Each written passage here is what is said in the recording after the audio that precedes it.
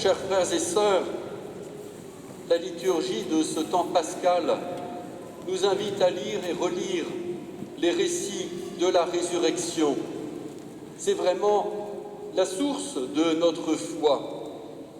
Mais attention, il ne s'agit pas ici simplement pour les évangélistes de décrire ce qui est arrivé. Pour ça, vous avez The Chosen, vous n'avez qu'à regarder, c'est très bien. Là, vous aurez un bon récit.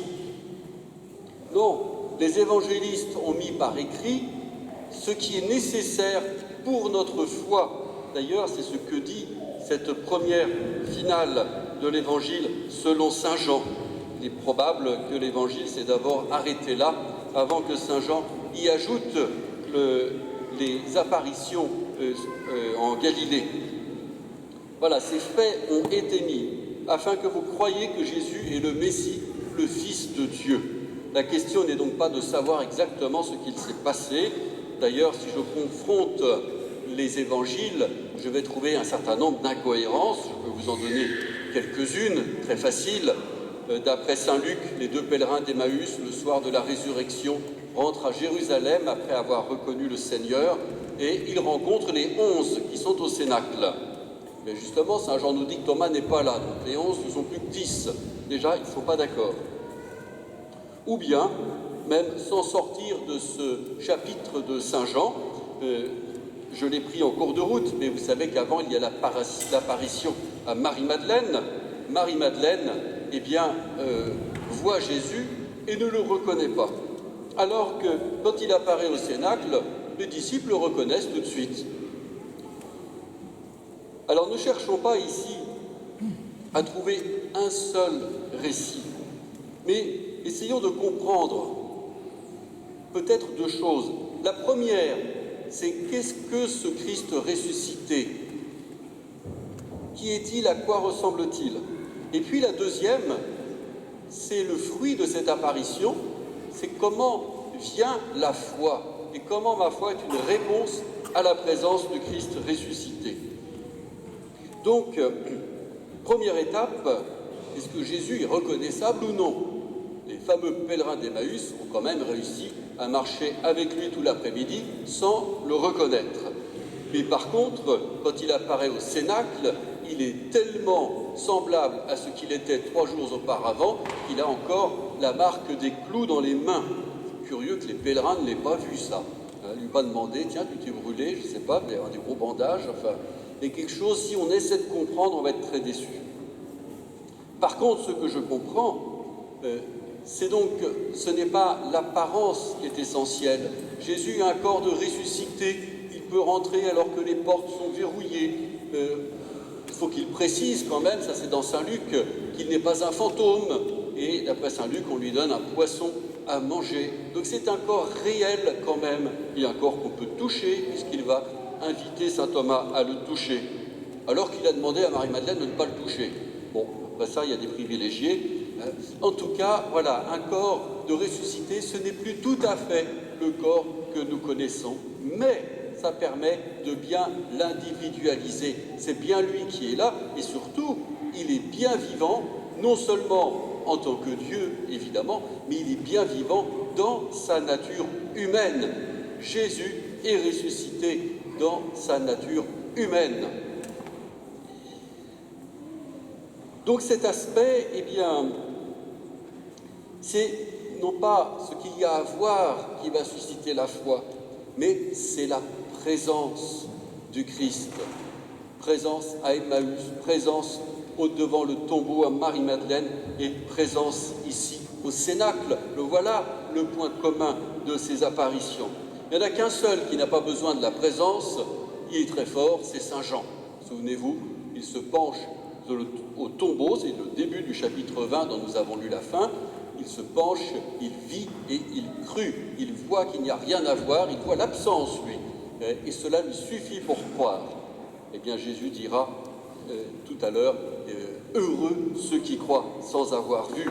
Alors peut-être qu'il nous faut être du côté de saint Jean plus que de saint Thomas, même si en nous, il y a toujours ce petit aspect récriminant de saint Thomas.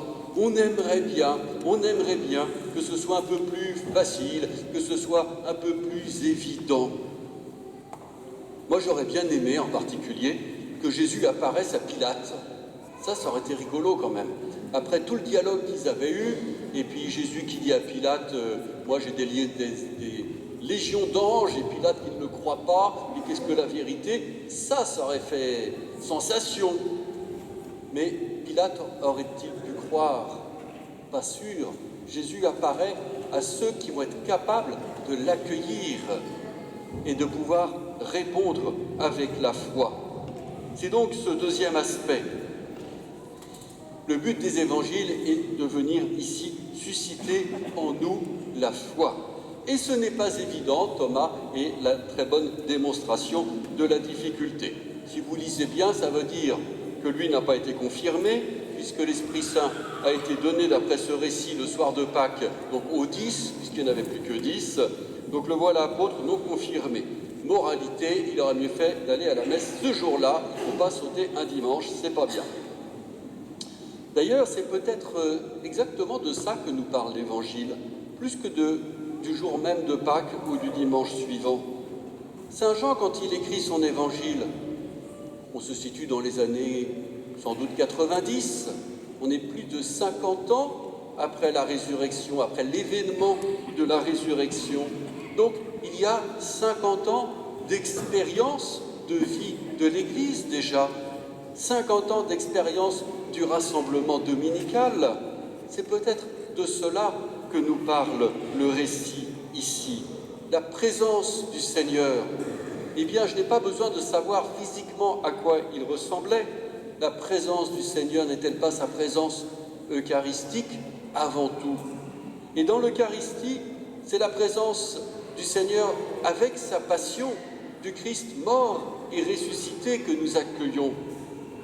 Donc il est bien légitime que Jésus soit marqué encore par les stigmates de la passion lorsqu'il apparaît au Cénacle. Et s'il souffle sur les apôtres, on y voit évidemment l'origine de la confirmation, mais peut-être surtout d'une forme de recréation, comme Dieu le Père avait pris de la glaise et lui avait insufflé une haleine de vie pour créer Adam.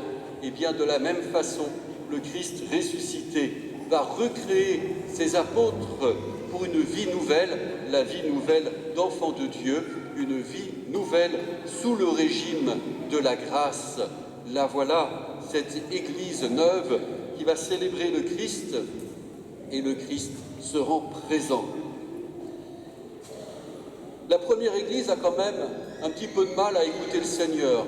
Ça ne date pas d'hier, vous voyez, puisqu'il les envoie. Moi aussi, je vous envoie. Et bien, quand il revient la semaine d'après, ils sont toujours au Cénacle et les portes sont toujours verrouillées. Quand on dit que c'est merveilleux, avec la Pentecôte, tout s'ouvre, ben oui, chez Saint-Luc, voilà. Mais chez Saint-Jean, manifestement, il faut quand même plusieurs envois. Ceci dit, dans la liturgie de la messe aussi, il y a un envoi qui se réduit à une forme extrêmement compacte, puisqu'il n'y a qu'une phrase, « Allez dans la paix du Christ ». Aujourd'hui, j'aurai la joie d'y ajouter 2 Alléluia. Mais n'oublions pas que c'est quand même aussi un envoi et qu'après nous être retrouvés dans ce cénacle de l'Église autour du Christ, nous partons en mission. Vous voyez, il y a toute la vie de l'Église dans ce chapitre. Et donc, plutôt que chercher à comprendre ce que les apôtres ont vu, il faut plutôt nous poser la question, eh bien, moi, aujourd'hui, ai-je rencontré le Seigneur ressuscité, ou bien suis-je comme Thomas? Faudra-t-il qu'il insiste un peu avant que je le reconnaisse? Amen.